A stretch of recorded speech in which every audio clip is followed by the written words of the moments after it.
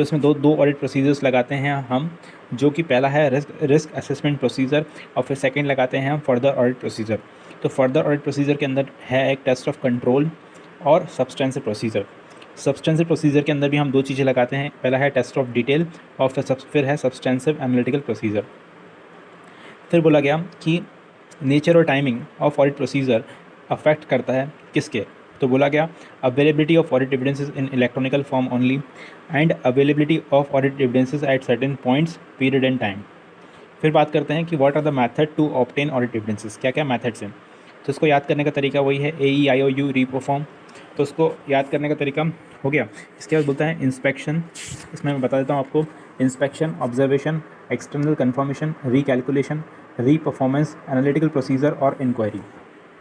Inspection मतलब inspection involves examining records of document whether internal और external in paper form, electronical form और other medium, और a physical examination of assets.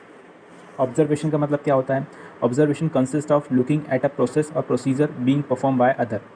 External confirmation का मतलब क्या होता है, an external confirmation represent audit evidence obtain by the auditor as a direct written response to the auditor from a third party.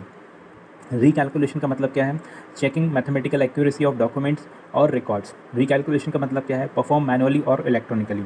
तो recalculation को किस तरीके से कर सकते हैं, मैनुअली भी और इलेक्ट्रॉनिकल भी कर सकते हैं। रिकैलकुलेशन पर मतलब है मैथमेटिकल एक्यूरेसी को देखना। नॉर्मली जो चीज़ें हैं ये सब मैं समझा नहीं रहा हूँ, ये सिर्फ रिवीजन पर्पज़ के लिए है।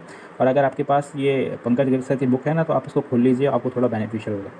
नाउ फिर बोलते हैं री परफॉर्मेंस मतलब it involves auditor independent execution of procedure और control that were originally performed as part of entity internal control. फिर एनालिटिकल प्रोसीजर मतलब consist of evaluation of financial information made by a study of relationship among both financial and non financial data.